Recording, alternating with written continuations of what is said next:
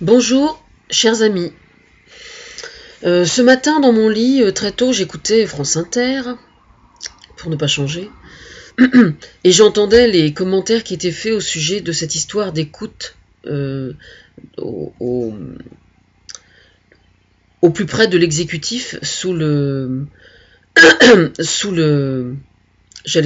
règne, sous la présidence de Nicolas Sarkozy. Alors, moi, pour ma part, je trouve ça absolument consternant, quoi, vraiment. Hein. Et c'est pas de l'UMP en règle générale dont j'ai envie de rire, mais c'est plutôt au niveau de l'individu, quoi. Au niveau de l'individu, quoi. Alors, au niveau symbolique, il faut savoir que l'arbre, c'est l'image, c'est la métaphore que je fais, mais pas moi uniquement, mais par rapport à un homme dans ce qu'il a de plus noble au niveau des valeurs. Et quand on s'appelle buisson, on sait qu'on ne sera jamais un arbre. C'est clair. Ça, c'est fait. Ça, c'est la première chose. Enfin, c'est assez incroyable quand même. Mais pour revenir à Nicolas Sarkozy, j'ai un peu de mal à comprendre comment on peut s'entourer de gens qui soient aussi peu fiables quand même. Enfin, alors vous me direz, ça peut... bon, alors, j'ai entendu justement les réactions des autres partis politiques. Alors, les socialistes ne disent pas... Enfin, nous ne commentons pas plus que ça, et je pense que c'est très bien ainsi. Pourquoi ? Eh bien, pour plusieurs raisons. La première raison, c'est qu'on peut très bien accorder sa confiance à quelqu'un et puis réaliser un jour qu'il nous a trahis, tout simplement, et que donc ça peut arriver aussi à n'importe qui, et donc aussi au sein des socialistes. La deuxième raison, c'est tout simplement que moi, je suis l'inspiratrice d'absolument tout le monde, que ce soit les socialistes, que ce soit l'UMP, que ce soit le Front National. Quand je dis tout le monde, c'est vraiment tout le monde, et tout le monde se comporte à mon égard de façon vraiment pas très élégante. Et ce qui fait que c'est parfaitement assimilable au comportement d'écoute. Là, hein. C'est-à-dire que je pose n'importe quoi, que ce soit sur Google, que ce soit sur mon forum, que ce soit sur Facebook, que ce soit par l'intermédiaire de Thomas Fersen ou pas, de toute façon, tout le monde vient se rincer l'œil. Donc je veux dire, c'est parfaitement assimilable à cette histoire d'écoute, en fait. Hein. Voilà la raison principale pour laquelle le Parti Socialiste a la courtoisie, au moins, de ne pas exploiter ça contre l'UMP. C'est déjà pas mal. Oui, c'est déjà pas mal. Je vais vous expliquer pourquoi.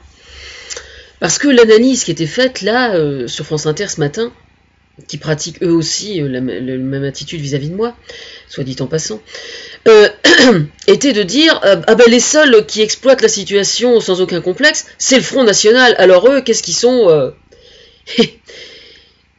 et là où c'est particulièrement croustillant, justement, c'est que le Front National fait exactement la même chose vis-à-vis de moi. C'est-à-dire que là où les autres, au moins en sont conscients, et disent c'est vrai que c'est pas très réglo vis-à-vis d'elle, hein, eh bien, le Front National, Marine Le Pen, elle ne culpabilise même pas, quoi. C'est-à-dire que le viol intellectuel à mon encontre, mais ça fait partie de leur mode de fonctionnement, c'est normal. Bah oui, je veux dire, tous les partis fonctionnent de façon pyramidale. Bon, c'est malheureusement quand même en grande partie nécessaire, mais c'est pas parce qu'on fonctionne de façon pyramidale que systématiquement on est complètement fermé aux idées nouvelles, on est complètement fermé à ce qu'il y a à la base. Moi je vois par exemple au Parti Socialiste, il y a comment dire, la branche du parti qui concerne les jeunes, la nouvelle génération, les socialistes de demain, ils sont extrêmement actifs, ils ont des idées, ils ont des colloques, et leurs idées sont écoutées. Alors que le Front National, c'est pyramidal façon Égypte, quoi. C'est-à-dire parfaitement statique. C'est-à-dire que vous avez, quoi, même pas 5 personnes à la tête du Front National, et tout ce qui est en dessous des 5 personnes, ils ont juste le droit de fermer leur gueule. Faut quand même le savoir.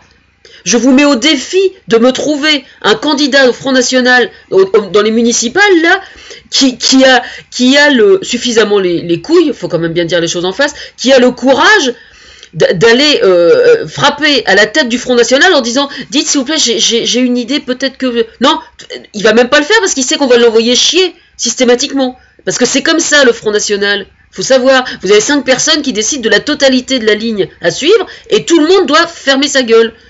Surtout si on est émigré d'ailleurs. Hein. C'est le seul parti quand même qui quand il a des gens qui partent du Front National, font des procès. C'est quand même le seul. Faut le savoir quand même. Hein. C'est quand même assez consternant. Hein. Alors eux, ils ont aucun scrupule. Alors, pour ceux qui douteraient du fait que Marine Le Pen s'inspire de moi, eh bien réécoutez le dernier interview qui a été donné à la télévision par Marion Maréchal Le Pen. Et elle parlait du comment elle a dit, le micro-parti de Marine Le Pen. On lui posait des questions sur le sujet, le micro-parti. Mais ça vient d'où l'histoire du micro-parti de Marine Le Pen? Réécoutez mes vidéos il y a quelques jours.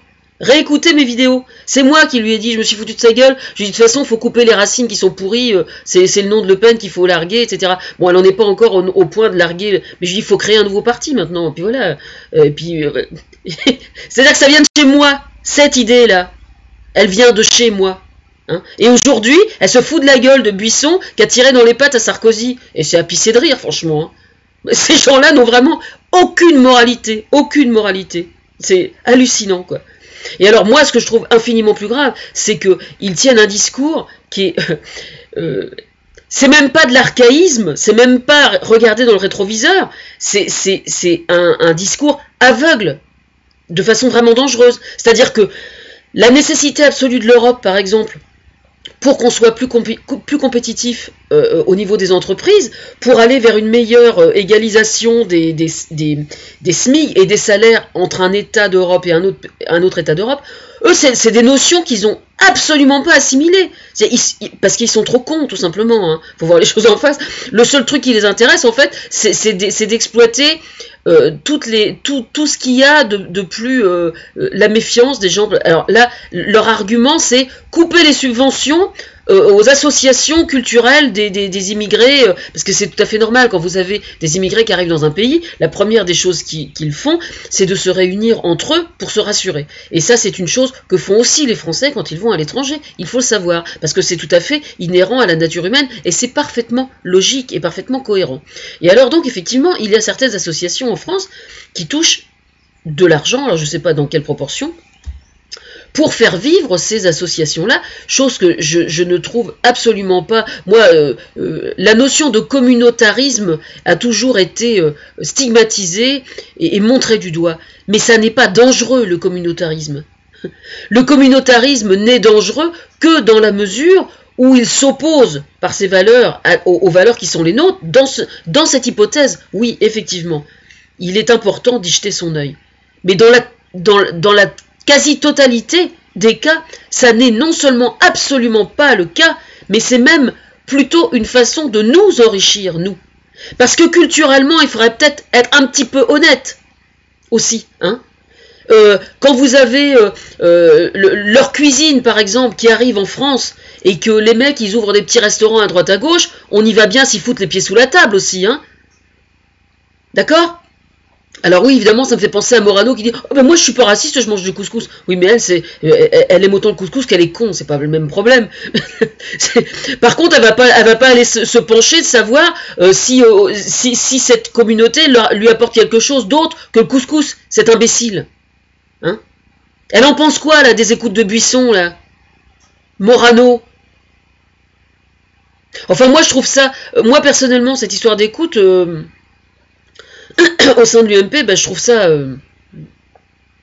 triste, pour être franche. Je trouve ça triste parce que on est en démocratie et puis je trouverais cohérent, moi, qu'il y ait une opposition qui soit quand même mieux, quoi, plus potable.